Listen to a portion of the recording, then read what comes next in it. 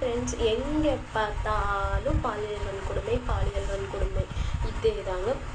எந்த காட்டில் இருக்க மிருகங்களையெல்லாம் கொண்டு வந்து நாட்டில் விட்டுட்டாங்களோன்னு எனக்கு கொஞ்சம் சந்தேகமாக இருக்குது.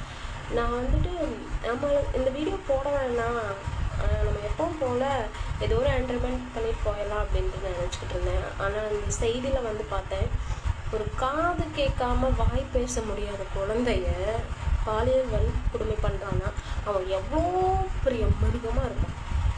இது கேரளாவில் நடந்திருக்கு. இப்போ கோயம்புத்தூரில் நடந்த பாலியல் வன்கொடுமை இப்போ தான் நியூஸில் போய்கிட்டு இருக்கு. இவங்களுக்கெல்லாம் ஒரு பெஸ்ட் ஐடியா நான் சொல்கிறேங்க. இவங்களை ஜெயிலையும் போட வேணாம், ஒரு தண்டனையும் கொடுக்க வேணாம். அதாவது தண்டனை வேணும், ஆனால் எப்படின்னு சொல்கிறேன், ஜெயிலில் போட வேணாம், அரெஸ்ட் பண்ண வேணாம், எதுவும் கூட்டிகிட்டு போய் அறுவை சிகிச்சை பண்ணி விட்டுருங்க. அம்மாயாலுமே அவனே சூசைட் பண்ணிவிட்டு செத்துருவான். வாழவே தகுதி இல்லை நம்ம அப்படின்னு நினச்சிட்டு அவனே செத்துருவான்.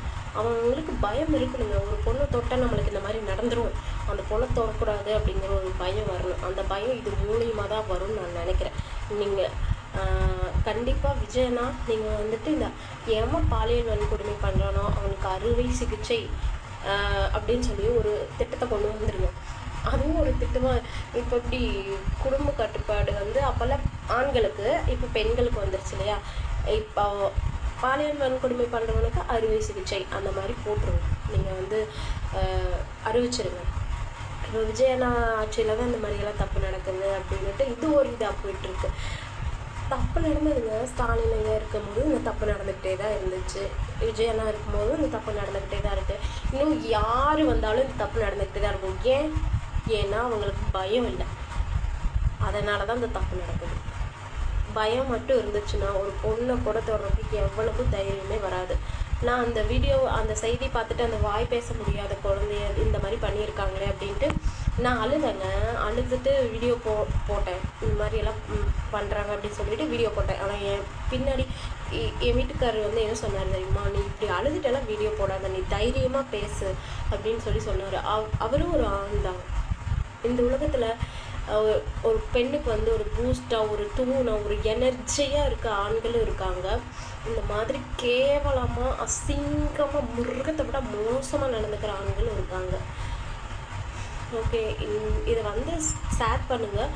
உண்மையிலுமே பாலியல் வன்கொடுமை பண்ணுறவங்களுக்கெல்லாம் இந்த அறுவை சிகிச்சை அப்படிங்கிற ஒரு இதை கொண்டு வந்துட்டா நிஜமாக சொல்கிறேன், இந்த மாதிரி தப்பே நடக்காது. இல்லை நீங்களும் அந்த மாதிரி உணர்ந்தீங்கன்னா இதை ஷேர் பண்ணி விட்டுட்டு போங்க. ஓகேவா? நான் லைக் பண்ணுங்கள், அதை சப்போர்ட் பண்ணுங்கள், சப்ஸ்கிரைப் பண்ணுங்கன்னெல்லாம் இந்த வீடியோவில் நான் கேட்கவே மாட்டேன். ஏன்னா நான் ஒரு பொண்ணாக இதை உணர்றேன். அந்த பச்சை குழந்தைகளுக்கு எவ்வளோ வேதனையே இருந்திருக்கும்னு அதனால தான் சொல்கிறேன்.